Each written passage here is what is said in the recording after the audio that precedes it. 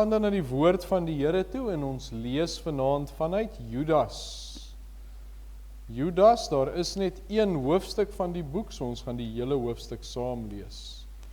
En Judas natuurlik is direk voor Openbaring, so tweede laaste boek in die Bybel.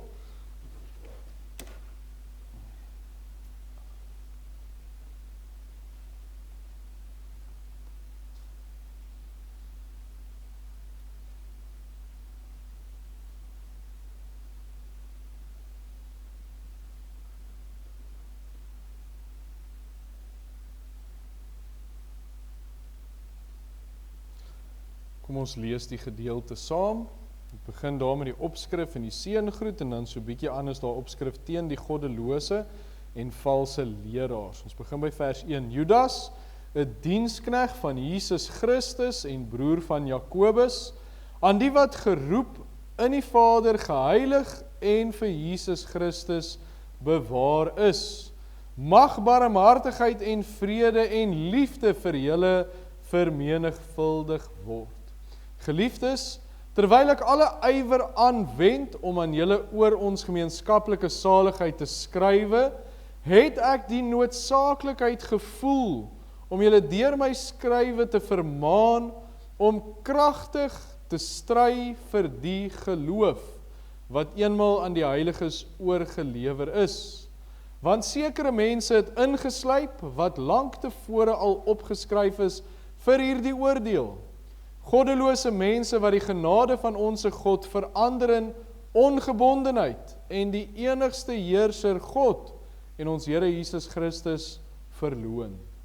Maar ek wil julle daaraan herinner, al weet julle dit nou eenmaal, dat die Here nadat hy die volk uit Egipte land gered het, daarna die wat ongelowig was, omgebring het.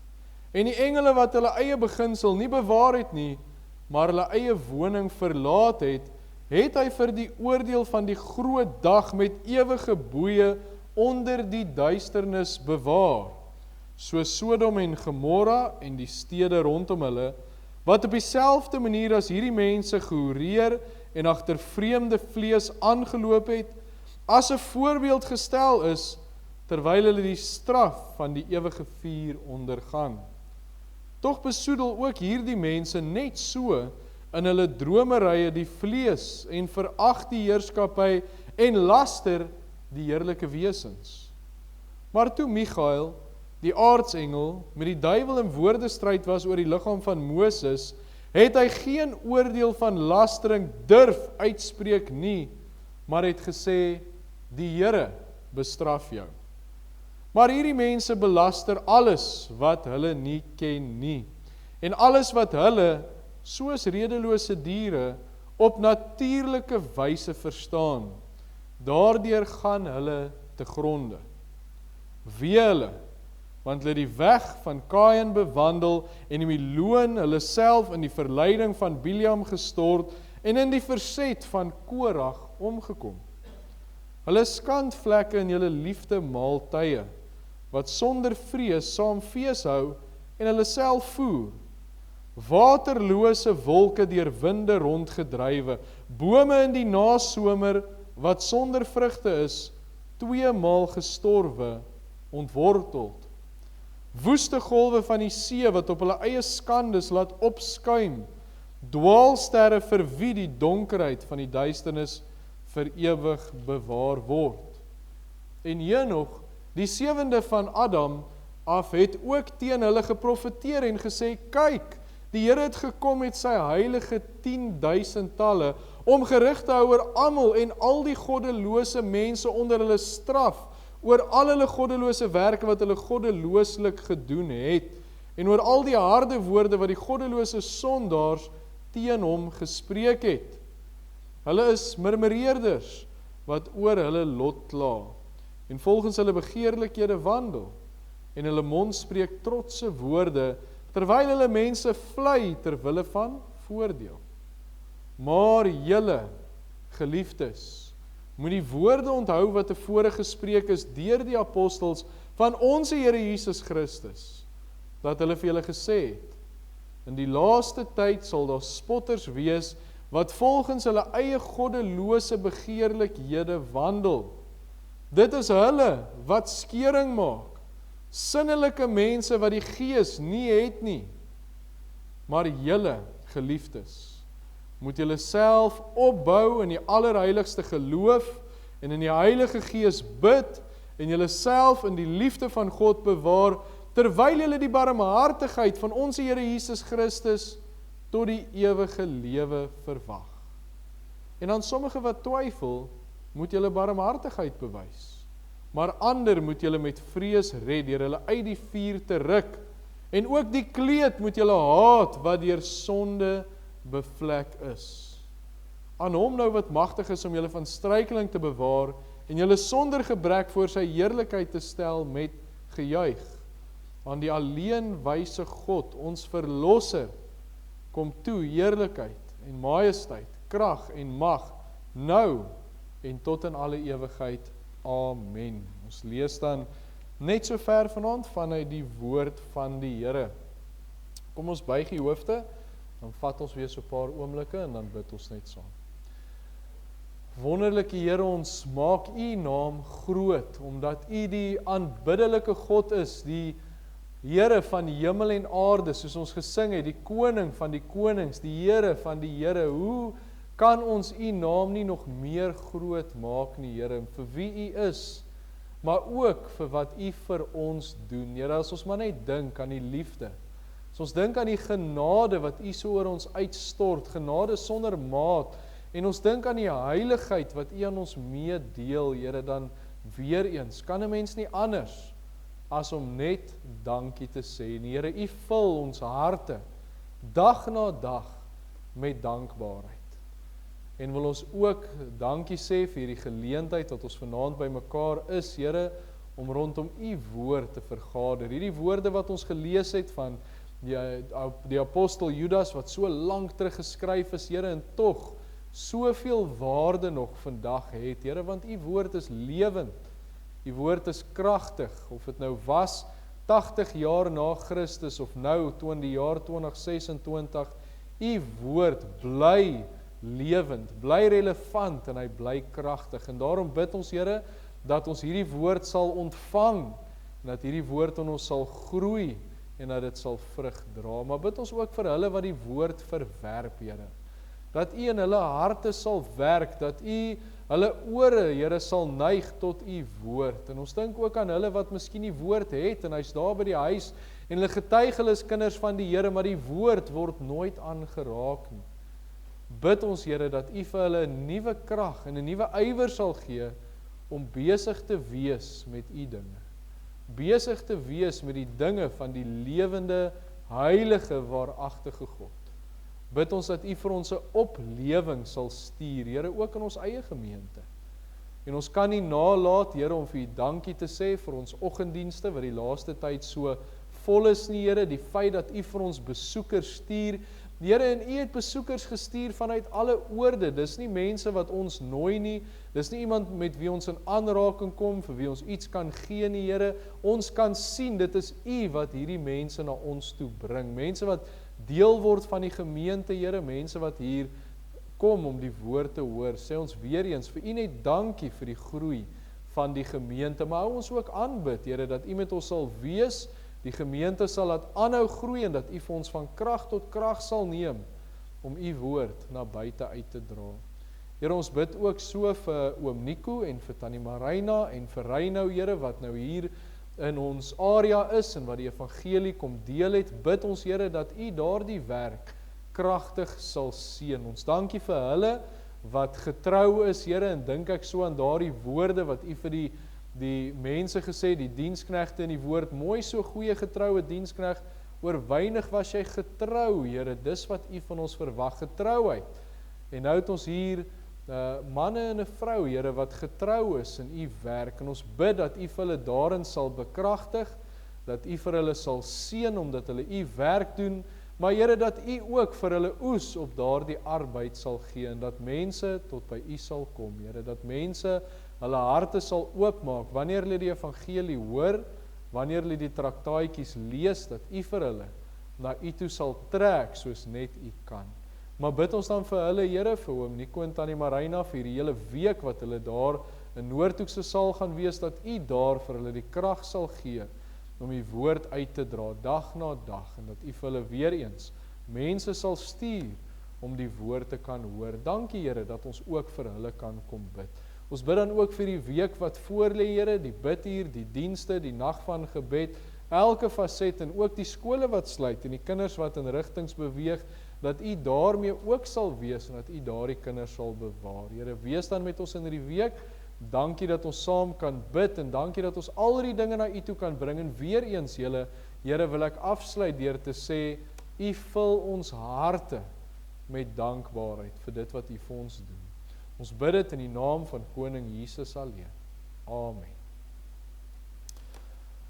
Ons teks van oordenking dan, ons staan stil daar by Judas 1 vers 18, hy kom ons nou deur die gedeelte, nou praat hy van wat alles gebeur, en hy praat van die mense wat nou soos daai waterlose wolke is, en golwe op die see, en hy praat van dit, en die verdeeldheid wat dit veroorsaak, en dan kom hy by hierdie vers, in vers 18, daai waar hy nou half dit kom opsom, en hy sê, in die laaste tyd sal daar spotters wees, wat volgens hulle eie begeerlikhede wandel. So hy kom lê klem op in die laaste dae, sal hierdie mense wat hy nou so verduidelik het, die goddelose mense, sal daar baie van hulle wees.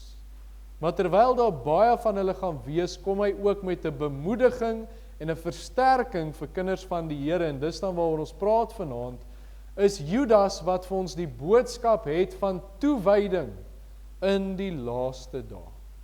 Dat ons sal sterk staan, dat ons sal vas staan, dat ons toegewyd sal wees ten spyte van die omstandighede, ten spyte van hierdie goddelose mense wat beweeg rondom ons. Nou as ons net begin met die boek en die agtergrond van wat hier gebeur, is dit interessant dat Judas hierdie boek begin en hy sê, hy is 'n diensknegt van die Here Jesus, en dan kom gee hy so 'n bietjie meer inligting vir ons, hy sê, hy is die broer van Jakobus. Nou Jakobus, weet ons, was die broer van die Here Jesus self gewees, ons noem dit die halfbroer, omdat die Here Jesus natuurlik uit 'n maagd gebore is, maar Jesus was Maria se eersgeborene gewees. Jakobus is Josef en Maria se tweede seun, Judas is dan hulle derde kind en die jongste broer van die Here Jesus. Hy het letterlik groot geword saam met die Here Jesus. Hy was daar gewees en hy kon hier geskryf het, broer van die Here Jesus, en hy kon dit half aan die klok gehang het, maar hy doen nie, hy sê diensknegt van die Here Jesus. Nou iets wat interessant is van hulle, van Jakobus en van Judas, is dat hulle eers nie in die Here Jesus geglo het nie. Toe die Here Jesus hier besig was met sy aardse bediening en hy het sy disippels gehad, was hulle nie deel daarvan gewees nie. En na die Here Jesus se opstanding, toe kan hulle nie anders as om te glo nie, want toe is die Here Jesus, saam wie hulle groot geword het en gehoor het praat, toe sien hulle. Maar dis die werklikheid, hier is Jesus, hulle kan dit nie ontken nie. En hulle glo in die Here Jesus Christus, en Judas word een van die leiers van die kerk, en hy skryf ook hierdie brief, 'n kragtige, kort brief. Die hele boek Judas het ons nou gelees, bestaan uit 25 verse, maar met 'n baie belangrike boodskap wat hy hier gee, net voor die boek Openbaring. Belangrik, voordat 'n mens nou kom by die eindgebeure, het hy 'n belangrike boodskap, kort en kragtig, soos ons nou sal sê in die Afrikaans. Nou waaroor gaan hierdie brief, hierdie kort brief wat Judas vir ons gee? Nou as ek dit kan opsom in 'n paar woorde, sou ek sê, dit is 'n kragtige waarskuwingsbrief. Dis 'n waarskuwingsbrief, wat die kerk van die Here Jesus aanspoor om sterk te staan teen die dwaalleraars en teen die goddelose. En ook in die gemeente, dit was binne in die gemeente wat dit gebeur het. Hy sê, want sekere mense, in vers 4, het verdeeldheid binne in die gemeente veroorsaak deur dwaalleringe. Hulle die waarheid verlaat, verloon, en hulle begin dwaalleringe veroorsaak. Daai verdeeldheid het skeuring in die gemeente veroorsaak, en as daar skeuring is, dan is daar kragteloosheid.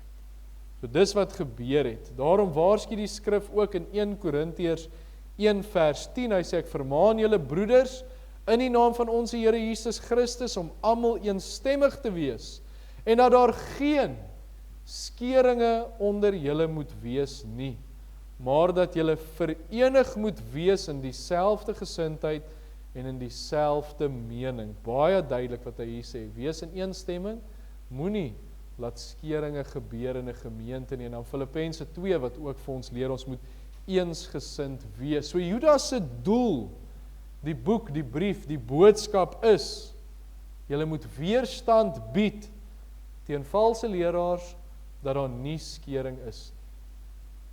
En nadat hy nou so oor alles gepraat het, dan kom hy by daai vers wat ons oor gepraat het, hy sê, in die laaste dae, sal daar baie mense wees, daar sal spotters wees, daar sal mense wees wat wandel na hulle eie begeerlikhede, so dit wat ek wil hê, dit vat ek, dit wat ek wil doen, dit doen ek, en dan pas hulle mos nou die Bybel daarby aan, as die Bybel nou nie goedkeur wat hulle doen nie. So hierdie mense veroorsaak skering, en nou kom hy in die laaste en hy sê, maar geliefdes, julle wat kerk van die Here Jesus is, wat moet julle doen? Hoe moet julle weerstand bied? Hoe keer julle dat iemand afdwaal? Hoe keer julle dat iemand verlei word deur hierdie dwaalleringe? En dan kom dit ook daar aan die einde deur as 'n bemoediging. Daar kan weerstand gebied word. Ons hoef nie te bekommer dat in die laaste dae gaan dit soos 'n wolf onder die skape wees wat gemeentes verskeer nie. Daar kan weerstand gebied word. Al is daar in die laaste dae spotters. Wys hy dan vir die gemeente, in die laaste dae moet hulle toegewyd wees. So dit bring ons by vanaand se boodskap vir ons. As Judas praat van in die laaste dae, dan praat hy natuurlik van voor die wederkoms van die Here Jesus Christus. Ons wonder nie daaroor nie, ons weet dit. Judas skryf hierdie brief min of meer 80 jaar na Christus. En hy praat al van in die laaste dae sal daar spotters wees. Hoeveel te meer nie in die tyd waarin ons nou lewe nie. As ons kyk na die tekens van die tye, dit wat die woord vir ons kom gee, pestsiektes en oorloë en gerugte van oorloë, valse leraars, al hierdie dinge, dan is alles alreeds daar. Die vereniging van die Jode en die teruggaan na hulle land toe, baie tekens wat daar is, wat wys op die wederkoms van Christus. En hierdie dinge wys vandag vir ons is bitter naby aan die wederkoms. Ons wag eintlik net vir dit om te gebeur. Dit kan vandag gebeur, dit kan oor 'n week gebeur, dit kan oor 10 jaar gebeur, ons weet nie, maar die tekens is daar en ons moet reg wees. En omdat ons so naby aan die laaste tyd is daar meer en meer spotters. Is daar meer en meer goddelose. Nou dit het so stil geraak die laaste tyd oor hierdie dinge, maar dink so rukkie terug met die vorige Olympics en die dinge wat gebeur het, hoe op 'n wêreldverhoog het mense gespot met die Here en sy werk en gespot met die Here Jesus. En hierdie goed gaan dag vir dag aan. Daar is baie spotters in die tyd waarin ons leef. Dan gaan ons na kerke toe. Mense hoor al hoe meer en meer van skeringe wat in kerke is. Ek dink ons almal weet van die dinge wat gebeur rondom ons in die kerke rondom ons. Die vraag is, in die laaste dae, hoe bly ons staande? Hoe bly ons op die regte pad? Hoe maak ons seker ons is toegewy terwyl ons in hierdie tyd leef? En dis hoekom Judas hierdie brief vir ons skryf, sodat ons kan weet. Dis hoe ons staande bly. Dis hoe ons kan weerstand bied teen slegte dinge. Dis hoe ons 'n kerk en 'n gemeente kan wees wat toegewyd leef, sodat daar nie skeringe en probleme en dwaalleraars is nie. So ons gaan kyk, wat sê hy vir ons, hoe kan ons dit doen? Want dit is moontlik. Dit wys hy ook vir ons, dit is baie moontlik. Hy wys vir ons, dit is wat die Here van ons verwag, want as ons dit nie doen nie, dan veroorsaak dit skering, dit veroorsaak kragteloosheid, wat ons beslis nie wil hê nie. Ons wil toegewy wees, Ons wil 'n gemeente wees wat in eenheid funksioneer. So ons kyk na 4 gedagtes. Judas noem so bietjie meer as die 4 wat ons nou gaan kyk, maar ek sal hulle miskien aan die einde net so vinnig lys. Maar ons kyk nou hier na hierdie gedeelte en dit begin by om toegewyd in die laaste dae te wees, moet jy bou. So dit begin by bou. Kom ons kyk, wat sê die vers vir ons? Judas 1 vers 20, hy sê daar in die A gedeelte, maar julle geliefdes moet julle self opbou in die allerheiligste geloof. So dis waar ons die woord van bou daar kry, opbou in die allerheiligste geloof. Die heel eerste ding wat Judas noem, om toegewyd te wees in die laaste dae, dit is nodig om jouself op te bou in die allerheiligste geloof. Nou kom ons begin net met, wat is die allerheiligste geloof? Daar is net een geloof wat dit genoem kan word. Die allerheiligste, en dit is die Christelike geloof. Geloof in die Here Jesus Christus. En hy praat nou van die Christelike geloof in die algemeen. Nou hierdie opbou wat Judas aan die mense in daardie tyd geskryf het, was om hulle self te vestig en te groei in die Christelike geloof. Daar's net een manier wat dit moontlik was. Net een manier, en dit is die Bybel. Die woord van God, om die leerstellings vas te maak, so dit gaan so bietjie dieper as net lees die Bybel. Dit gaan oor bestudeer dit, maak dit vas. Hulle moes dan die evangelie wat in daardie tyd verkondig is, in lyn met die Ou Testament, want ons kan nie die Ou Testament weggooi nie, in lyn met die Ou Testament vasmaak vir hulle self. Hulle moes die waarheid ken, sodat wanneer iemand kom met daardie valse boodskap, die valse lering, kon hulle dadelik sien, maar dis nie reg nie. Ek het so ruk terug, ek kan nou nie so vinnig al die besonderhede rondom dit onthou nie, maar ek het so ruk terug vir u vertel van die mense in Amerika, daai spesifieke bureau wat vir die mense heeltyd die regtes wys, die regte dollars en die regte geld, sodat as hulle 'n valse een sien, dan weet hulle dadelik dis die verkeerde een. So hulle maak seker hulle weet hoe die ware Jakob lyk. En dis hier die gedagte, mens moet die waarheid ken, gegrond wees in die waarheid. Deur die waarheid groei. Maar die gedagte van opbou is ook mos groei. Nou dink ons in die woord wat vir ons sê in Petrus, julle moet groei in die kennis en genade van ons Here Jesus Christus. So om te bou is ook om te groei, vooruit te gaan deur die woord van die Here.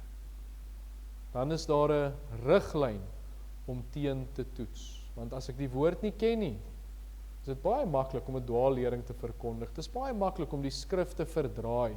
Maar as ek die woord ken, dan staan ek vas op die rots. Daarom sê die woord, hulle moes hulle self opbou in die Christelike geloof deur die woord te bestudeer. Nou gaan ek by vanoggend se tema hou. Dit is soos die Comrades, wat iemand nou moet hardloop. Nou as iemand die Comrades wil hardloop, dan oefen hulle mos. Een van die kinders het vanoggend, toe ek gevra het, wat moet ek doen voor ek die Comrades wil doen, toe sê hulle oefen. 'n Atleet oefen mos. En hy hou aan oefen totdat hy op daardie punt kom waar hy voel, nou kan ek hierdie 90 km hardloop. En dan kyk hulle na alles wat hulle doen, hulle kyk na hoe hulle eet, hulle gedagtes draai rondom, ek moet 'n beter atleet wees, sodat ek die Comrades kan doen, nou vir daardie top manne en vroue om te wen. So hulle gedagtes draai rondom dit. Ek moet oefen om beter te wees. So as kinders van die Here, wat ons opbou in die geloof, moet dit ook ons fokus wees om te groei. Ons moet oefen om beter te wees deur die woord van die Here, dit te bestudeer. En ons vertroue in die Heilige Gees stel om ons daarin te lei, want ons kan dit natuurlik nie sonder die Gees doen nie, maar ons moet oefen in die geloof deur die woord van God. Soos wat 'n atleet sal uitgaan en begin met sy 5 km en weer 5 km en dan 10 km en dan hulle oefen, so moet ons oefen in die woord van God. Ons moet ons dan opbou in die geloof, saam met ander kinders van die Here. Want dis ook belangrik dat ons dit doen saam met ander kinders van die Here, waar ons mekaar bemoedig, waar ons mekaar sterk hou, en as iemand val en hulle beweeg weg, dan kan ons hulle natuurlik deur die woord terugbring, vermaan en terugbring. U onthou wat die Griekse woord vir vermaan is? Parakaleo, ek beweeg langs iemand in en ek roep hulle terug. Kom terug na wat die woord sê. So saam kan ons ook oefen in die geloof, maar in die laaste dae sê Judas vir ons, sal daar baie spotters wees, daar sal skeringe wees, daar sal goddelose wees, maar ons as diensknegte van die Here Jesus moet ons opbou in die geloof, deur gedurig te oefen in die woord. Saam met dit, as ons praat oor die woord, dan praat ons altyd ook oor gebed. Om toegewy te wees in die laaste dae, moet jy bid. So ons begin met bou, nou is dit bid. Judas 1 vers 20, die B-gedeelte. Ek gaan net die hele versie weer lees, net vir die mooi konteks daarvan. Hy sê, maar julle geliefdes moet julle self opbou in die allerheiligste geloof en in die Heilige Gees bid. Watter belangrike gedagte wat Judas nie noem nie. As iemand toegewy wil wees en nie weggelok wil word deur dwaalleraars nie, moet 'n mens bid. Want gebed is 'n kragtige wapen wat kinders van die Here het. Dit is waar ons krag lê, en dis hoekom ek vroeër met vrymoedigheid kon sê, iemand het gesê die bidure is die kragstasie van die gemeente, want dis waar ons krag lê. En as kind van die Here, as leier van die kerk, as diensknegt van die Here Jesus Christus, weet Judas hoe belangrik gebed is, en daarom kom lig hy dit uit. En hy brei uit, hy sê, julle moet deur die Heilige Gees bid. Paulus sê dit ook, hy sê in Efesiërs 6 vers 18, terwyl julle met alle gebed en smeking by elke geleentheid bid in die Gees, en juist daartoe waak met alle volharding en smeking vir al die heiliges. Bid in die Gees, dit beteken ons bid deur die krag van die Heilige Gees, ons bid in die wil van God, want die Heilige Gees openbaar vir ons God se wil. En dan help hy ons met ons gebede, die woord sê ons vir ons, die Gees kom ons swakhede te hulp, want ons weet nie altyd reg wat ons moet bid nie. Hy wys dit vir ons, hy lei ons daarin, dat ons bid. En nou weet ons, in hierdie geval, as ons nou sê, ons praat oor wat Judas sê, toegewyde lewe in hierdie laaste dae, dan weet ons dis die wil van God. So ons kan bid en vra, Here, help ons om staande te bly teen die aanvalle van die duiwel. Help ons om te opgebou te word in die woord. Geef vir my daai begeerte, help my. Geef vir my, nou kan ek nie so vinnig op die Afrikaanse woord kom nie, maar om goed en sleg te onderskei. Weet ek nie wie kan my help met die woord nie, nou dink ek so vinnig. Onderskeidingsvermoë, baie dankie. Eintlik so maklik, hoe het ek hom nou gemis? Onderskeidingsvermoë, ons kan bid vir onderskeidingsvermoë. Vra vir die Here, wys asseblief vir my, Here, wat reg is, wat verkeerd is. Wanneer daar verkeerde dinge na my pad toe kom, maak dit vir my duidelik. Gee vir my daardie onderskeidingsvermoë deur die Heilige Gees. So gebed is so belangrik vir ons en vir 'n gemeente. En dit is baie eenvoudig, ons kan dit sê, as ons nie bid nie, kan ons nie staande bly nie. Gebed hou ons geanker aan God. Dit hou ons eerstens in daardie verhouding met die Here, dit help dat ons in kontak is met hom, en as ek in kontak is met die Here, as ek naby aan hom is, dan is ek naby om te hoor. Dan is ek sensitief vir die stem van die Heilige Gees wat vir my sê, hierdie kant toe, daardie kant toe, pas op.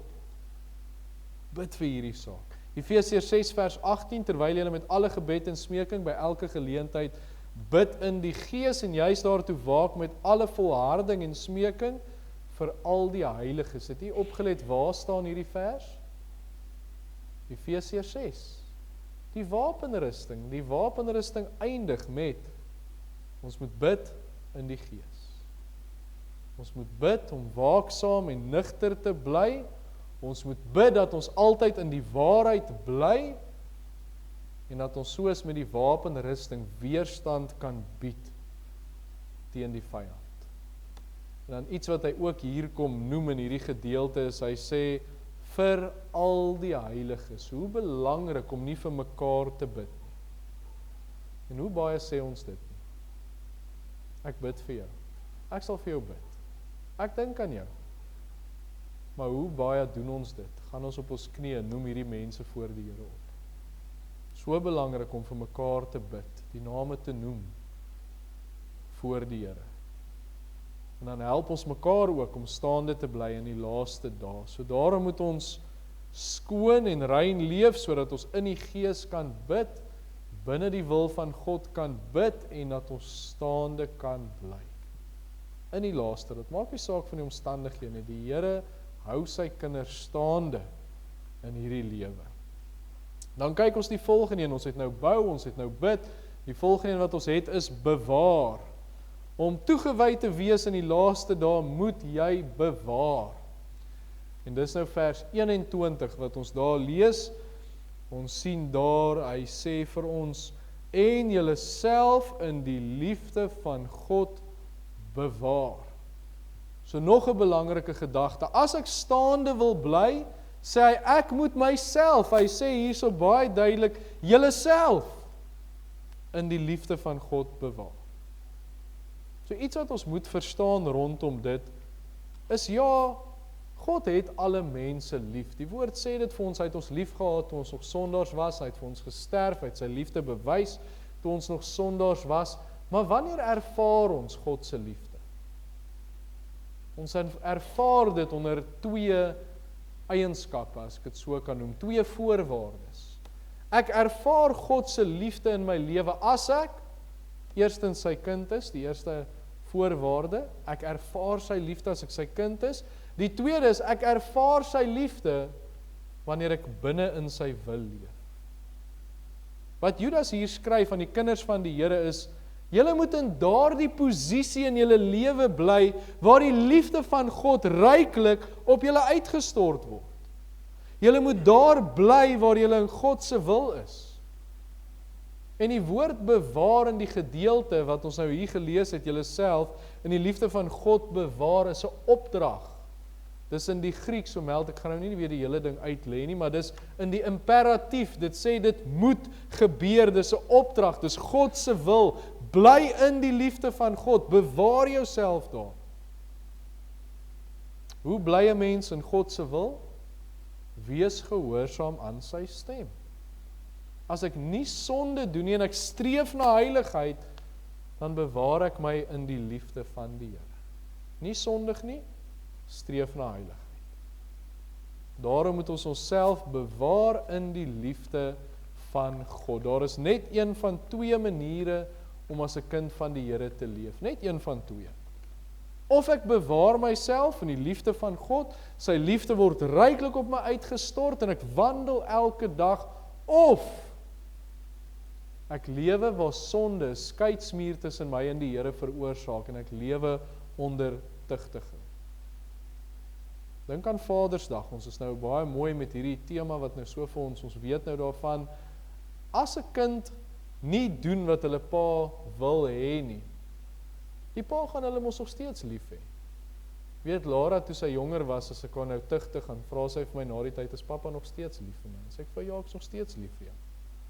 Maar alhoewel die pa nog steeds lief bly sal vir sy kind, kan hy nie daai liefde ervaar nie. Daar's nie seëninge nie, daar's nie dinge wat mens doen nie. Die liefde word nie ervaar wanneer ek getugtig word nie. Maar die liefde word ervaar waar die Here my seën en waar ek in daai posisie is waar ek werklik in die Here se wil is. So moet ons die Here se wil doen, gehoorsaam wees aan sy woord, dan ervaar ons sy liefde. Ons weet dink, die woord sê, dis 'n opdrag, bewaar jouself in die liefde van Christus. Ons weet, God is 'n God van liefde. Net die feit dat hy sy seun gestuur het, wys vir ons hoe groot sy liefde is. En as kinders van die Here wat daai liefde ervaar het, ervaar ons dit nog meer as ons leef soos wat die Here wil hê ons moet leef. Nou sê hy, bewaar jou in hierdie liefde. En dis hoe 'n mens staande bly in die laaste dae. Met spotters en goddelose en mense wat na hulle eie begeerlikhede leef, hoe bly ons staande? Ons bewaar onsself in die liefde van God, waar ek in my lewe sy wil soek, waar ek gehoorsaam is, en ek sy liefde ervaar. God wil sy liefde openbaar, hy wil my seën daarmee, maar ek moet in sy wil leef. Dan die laaste wat ons vanaand oor gaan uitbrei, is om toegewy te wees in die laaste dae, moet jy verwag. Nou breek dit so bietjie weg van die bou en bid en bewaar, verwag. En ons lees dit ook in Judas 1 vers 21. Ons lees en julle self in die liefde van God bewaar, terwyl julle die barmhartigheid van ons Here Jesus Christus tot die ewige lewe verwag. Nou wanneer ons hierdie twee gedagtes aan mekaar koppel, as ons sê die laaste dae, en ons praat van die Here Jesus en die ewige lewe verwag, dan dink 'n mens dadelik aan die wederkoms, die wegraping, die opdrag, Titus 2 vers 13, terwyl ons die salige hoop en die verskyning van die heerlikheid verwag, van die groote God en ons verlosser Jesus Christus. Daardie verwagting, dat die Here Jesus sal kom om sy bruid te kom haal, sodat ons vir ewig saam met hom sal wees, die verwagting op die ewige lewe. En die rede hoekom kinders van die Here in die laaste dae 'n wederkomsverwagting moet hê, is eintlik baie eenvoudig. 1 Johannes 3 vers 2 en 3. Hy sê, geliefdes, nou is ons kinders van God. Dis nog nie geopenbaar wat ons sal wees nie, maar ons weet dat ons, as hy verskyn, aan hom gelyk sal wees, omdat ons hom sal sien soos hy is. En elkeen wat hierdie hoop op hom het, reinig homself, soos wat hy rein is. So hy sê, as 'n kind van die Here verwag, my Here kan enige tyd kom, wat doen hy? Wat is sy natuurlike reaksie? Hy reinig homself. Ek moet reg wees, ek moet rein wees, ek moet skoon wees, want die bruidegom is op pad. Dit gee vir 'n mens dadelik 'n vooruitsig. Dit gaan nie oor hier en nou nie, dit gaan oor Jesus is op pad. Hy kan enige oomblik kom, my lewe moet reg wees. So dis die gedagte wat Judas hier vir ons het. Die koms van die Here moet 'n mens verwag en jy moet reg wees, en daarom kan 'n mens toegewyd wees. Ons sê, ons verwag die koms van die Here. Ons weet, hy is op pad. Ons almal glo dit. Maar ons moet leef asof hy op pad is. Ek gaan nou terug wees by die Komrits vir so 'n oomblik. Nou, wanneer 'n mens die Komrits gaan hardloop, staan ek nie die oggend van die Komrits op en besluit, nou is ek lus om die Komrits te hardloop. Dit sal nooit werk nie. Ek seker hulle sal jou halfpad moet kom haal met die ambulans. Maar as ek weet die Komrits is op pad, wat doen ek? Ek oefen. Ek maak seker, begin nou weer by die inskryf, maar ek wil nou nie terug na die kinderdiens toe gaan nie. Maar ek oefen, ek maak gereed, ek maak reg, dat as daardie dag aanbreek, dan is ek reg. Dan kan ek die 90 km hardloop. En so is dit met die koms van die Here. Dit help nie ons wag op daai dag en hier kom die dag en nou is ons onverwags betrap en ons is nie reg nie. As 'n mens wag vir iets, dan maak jy reg, jy oefen. En dieselfde hier, dit verander die manier wat ons lewe as ons weet, ons Here kom vandag. Ons Here kom môre.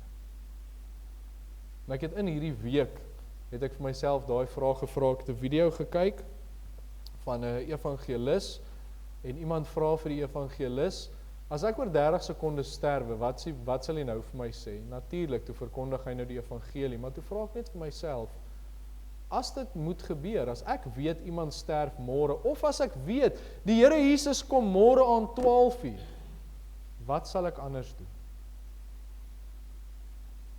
Nou weet ons dadelik, wat is ons wederkomsverwagting? Want as die Here Jesus môre aan 12:00 kom, wat sal ek anders doen? Dan moet ek dit mos doen. Dat ek in gereedheid is. Met daai persoon wat ek nou miskien gedink het, ek sal met hierdie persoon praat, ek het net 'n dag oor, ons moet dit doen. Ons moet leef en ons moet reg wees en ons moet gereed wees vir wanneer die Here Jesus sy bruid kom haal. So daai wederkomsverwagting vir ander mense siening vorentoe. Dit gee vir my 'n bereidwilligheid en dit gee vir my 'n dringendheid om te doen wat die Here van my verwag. En weer eens, en kom dit op daai vers wat hy sê, reinig hulle self ook, sodat hulle rein is. So ek gaan ook nie met sonde besig wees en met die laste en die sonde wat ons nou vanoggend oor gepraat het. Ek gaan dit af lê, want ek weet my Here kom. So daai verwagting verander die manier wat ons lewe. So ek gaan daar vol staan vanaand. Dis nou die 4 gedagtes. Hy gaan nou 'n bietjie verder. Hy sê aan sommige wat twyfel, moet julle barmhartigheid bewys. So daar is ook barmhartigheid wat genoem word, wat ons nou nie oor gaan uitbrei nie. Hy sê maar ander moet julle met vrees red deur hulle uit die vuur te ruk.